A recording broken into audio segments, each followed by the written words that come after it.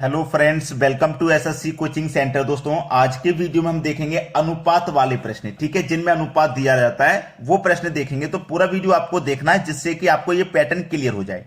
चलिए स्टार्ट करते हैं। पहला सवाल है 7:9 में क्या जोड़ा जाए कि 13:14 हो जाए। देखो 7:9 है हमारे पास।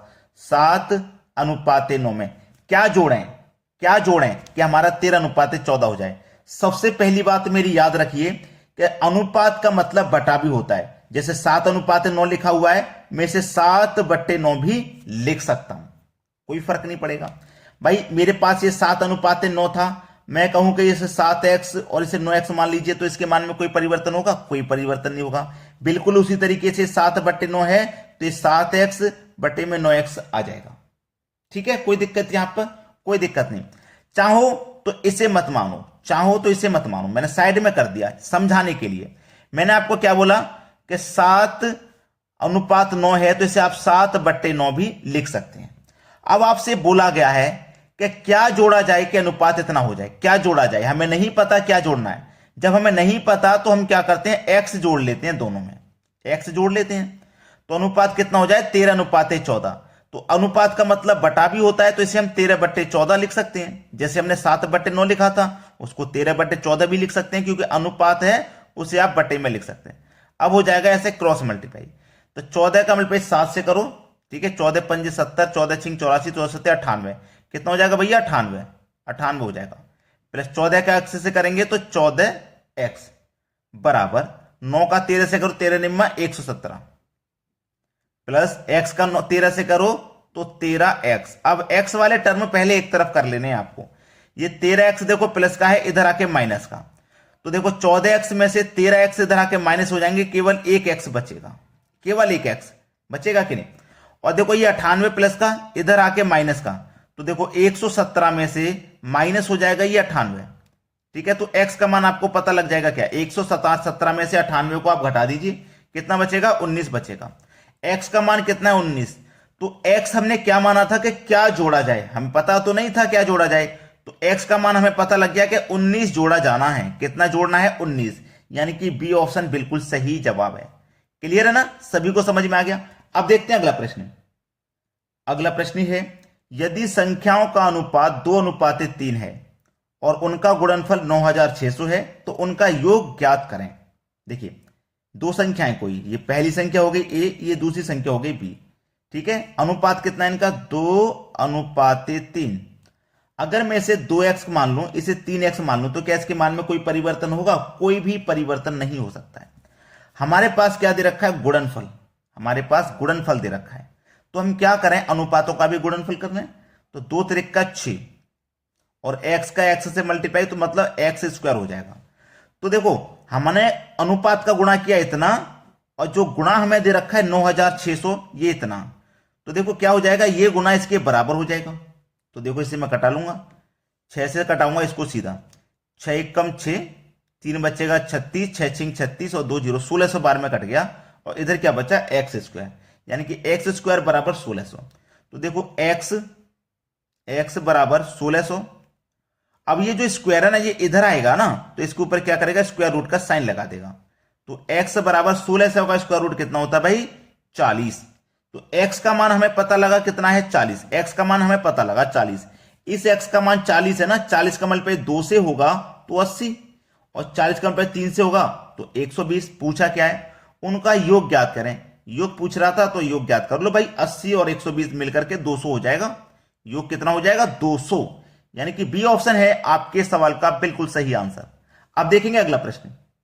अगला प्रश्न है तीन संख्याएं 3, 4, 5 के अनुपात में हैं, उनका HCF 7 है तो संख्याएं ज्ञात करें। तीन संख्याएं, कोई पहली संख्या, दूसरी संख्या, तीसरी संख्या, अनुपात है इनका 3:4:5, ठीक है।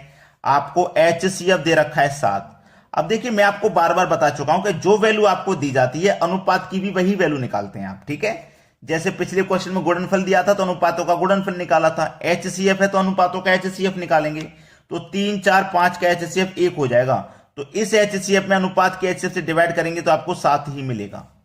तो संख्याएं ज्ञात करें तो 7 का मल्टीप्लाई 3 में करो, 7 त्रिक 21, 7 चौके 28, 7 पंजे 35। तो ये हैं वो संख्याएं, हमें संख्याएं ज्ञात करने के लिए बोला था ना, तो हमने तीनों संख्याएं पता कर ली। पहली संख्या 21, दूसरी संख्या 28, तीसरी संख्या 35 है। यही आपके प्रश्न का क्या है, आंसर। ठीक है, कोई दिक्कत नहीं किसी को। अब देखेंगे अगला सवाल।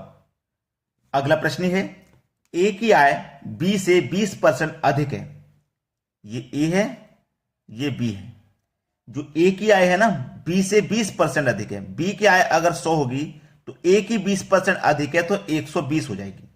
ठीक है, दोनों मिलकर 12,100 कमाते हैं। दोनों मिलकर कितना कमा रहे हैं, 12,100। दोनों मिलकर के इतना कमा रहे हैं। ठीक है, तो दोनों के आय के बीच का अंतर बताओ। चलिए कोई बात नहीं, यहां सबसे पहले मैं इसे कटा के 0 से 0 कटा लूंगा, 2 से कटा लूंगा 6 बार में, 2 से कटा लूंगा 5 बार में, यानी कि 6:5 आ गया।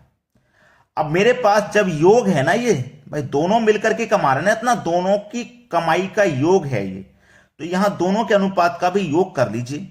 6 और 5 11, तो इस योग में अनुपात के योग से डिवाइड कर दो। 11 से 121 कट जाएगा 11 बार में, और 2 0 यानी कि 1100। पूछा है दोनों के आय के बीच का अंतर बताओ। ठीक है, अंतर बताओ दोनों के आय के बीच। जब अंतर पता करना है ना, तो अनुपातों में ही अंतर कर लो, 1 आ जाएगा। 1100 का 1 से कर दो तो 1100 ही हो जाएगा। आप पहले 1100 का 6 में करेंगे, फिर 5 में करेंगे, फिर अंतर करेंगे तो इतना ही आएगा। इसलिए जब योग पूछे तो सीधे अनुपात का योग करके मल्टीप्लाई कर दो, अंतर पूछे सीधे अनुपात का अंतर करके मल्टीप्लाई कर दो। समझ में आ गया ना, 1100 आपका सही जवाब है, बी ऑप्शन। अब देखेंगे अगला प्रश्न। अगला प्रश्न है, महिला तथा पुरुष के संख्या का अनुपात 2:3 है। महिला पहले है मतलब वुमेन, पुरुष मतलब मैन, अनुपात है 2:3 का। ठीक है, यदि महिला 10% तथा पुरुष 30% बढ़ा दिया जाए, महिला को 10% बढ़ा दो, महिला कितनी है, 2 है। ठीक है, इनको हम क्या करें, 10% बढ़ा दें, तो ये अपने आप में 100% होंगी ना। 10% बढ़ा देंगे तो मतलब 110% हो जाएंगी। ठीक है, अनुपात है। पुरुष कितनी है, 3, पुरुष को हम 30% बढ़ा दें, तो पुरुष अपने आप में जितने भी होंगे 100%, 30% बढ़ा देंगे तो मतलब कितना हो जाएगा, 130%। ठीक है, अब देखो परसेंट से परसेंट कट जाएगा। ठीक है, ये 0 से ये 0 कट जाएगा। 11 दूने का 22 और 13 त्रिक का 39। तो नया अनुपात बताना था, क्या होगा भाई, नया अनुपात बताओ, तो नया अनुपात हो जाएगा 22:39। किस ऑप्शन में है, 22:39 आपके सी ऑप्शन में। यह बिल्कुल सही जवाब हो जाएगा। अब देखेंगे अगला प्रश्न। अगला प्रश्न है, राम, श्याम और मोनू का हिस्से का अनुपात इतना है। ठीक है, 3 व्यक्ति, राम, श्याम और मोनू, ये 3 व्यक्ति हैं। इनके हिस्से का अनुपात कितना है, ये रहा 1/2, 1/4 और 1/6। ये मैंने यहां पे इसलिए नहीं लिखा क्योंकि अनुपात कभी भी बट्टे की फॉर्म में नहीं होता, इस तरीके से फ्रैक्शन में नहीं होता। ठीक है, इसको हम पहले सही करेंगे तब यहां लिखेंगे। ठीक है, ये याद रखना, कभी भी अनुपात बटे की फॉर्म में नहीं होता, अगर है तो वो गलत है, उसे आप सही कीजिए। तो सही कैसे करेंगे, 2, 4, 6 नीचे वाली संख्याओं का एलसीएम ले लो, एलसीएम आ जाएगा 12। 2 से 12 को कटाओ 6 बार में, 6 एकम 6, तो इसका अनुपात आ गया अब 6। 4 से कटाओ 12 को 3 बार में कटेगा, 3 एकम 3, तो यहां आ जाएगा 3। 6 से कटाओ 12 को 2 बार में कटेगा, 2 एकम 2, यहां आ जाएगा 2। अब ये अनुपात सही है। ठीक है ना, अब ये अनुपात सही है। राम का हिस्सा 1200 है। भाई देखो, अनुपात में राम का हिस्सा कितना है, 6 है, और रियल में कितना है, 1200। तो 6 की वैल्यू 1200 के बराबर, तो 1 की वैल्यू कितनी, 200 के बराबर। 1 अनुपात की वैल्यू 200 है, तो 6 अनुपात की वैल्यू कितनी, 1200 हो जाएगी। 3 अनुपात की वैल्यू कितनी, 600 हो जाएगी, और 2 अनुपात की वैल्यू 400 हो जाएगी। तो कुल राशि ज्ञात करें। हमने तो तीनों की राशि निकाल ली, राम, श्याम, मोहन, तीनों की निकाल ली, तो तीनों को जोड़ दो। भाई कुल राशि पूछ रहा है ना, तो टोटल हमें बताना है। 1200, 600, 1800, 1800 और 400, 2200, यानी कि जो कुल राशि है वो 2200 रुपया है। ये हो जाएगा आपके प्रश्न का बिल्कुल सही जवाब। ठीक है, अब देखेंगे अगला प्रश्न। अगला प्रश्न है, 2 वर्ग के विकर्ण का अनुपात 3:5 है, तो क्षेत्रफल का अनुपात क्या होगा। देखिए, वर्ग का क्षेत्रफल पूछा है ना उसने, तो वर्ग का क्षेत्रफल बराबर होता है a² मतलब भुजा का स्क्वायर, ठीक है, बराबर भुजा का स्क्वायर मैं यहां लिख देता हूं, भुजा का स्क्वायर, ठीक है। अब दो वर्ग के विकर्ण का अनुपात 3:5 है, 3:5 है, यानी कि एक भुजा मेरी 3 है, दूसरी भुजा 5 है, दोनों का मैं क्या कर दूंगा, वर्ग कर दूंगा, 3 का वर्ग कर दूंगा 9 और 5 का वर्ग कर दूंगा तो 25 हो जाएगा, ठीक है। अब वर्ग का क्षेत्रफल बराबर क्या होता है, यहां पे मैं लिख देता हूं विकर्ण का स्क्वायर, विकर्ण का स्क्वायर डिवाइडेड बाई 2, ये है, क्योंकि हमारे पास जब कोई भी वर्ग है ना, ये वाली भुजा ए है तो ये भी ए ही रहेगी, तो यहां पे क्या होता है स्क्वायर, तो मैंने ए का स्क्वायर कर दिया, बी का स्क्वायर कर दिया, ठीक है। अब देखो ये मेरे पास क्या है 9 और ये मेरे पास क्या है 25, तो मेरे पास अनुपात 9 और 25 हो जाएगा। ये विकर्ण है, विकर्ण है ये। अब इसमें क्या करेंगे 2 से डिवाइड, इसमें भी 2 से डिवाइड, इसमें भी 2 से डिवाइड, तो 2 से 2 कट जाएगा, बचेगा क्या 9 और 25, बचेगा क्या भाई 9 और 25, तो क्षेत्रफल का अनुपात जो होगा हमारे पास वो 9:25 हो जाएगा। यही है प्रश्न का सही जवाब। अब देखेंगे अगला प्रश्न, अगला सवाल है एक चतुर्भुज के कोणों का अनुपात 1 2 3 4 है, 1 2 3 4 है चतुर्भुज के कोणों का अनुपात, ठीक है। आपको पता नहीं है तो याद रखें कि कोई भी चतुर्भुज है उसका पूरा योग कितना होता है 360 डिग्री, ठीक है, 360 डिग्री होता है। कोई भी चतुर्भुज है उसका योग 360 डिग्री होता है।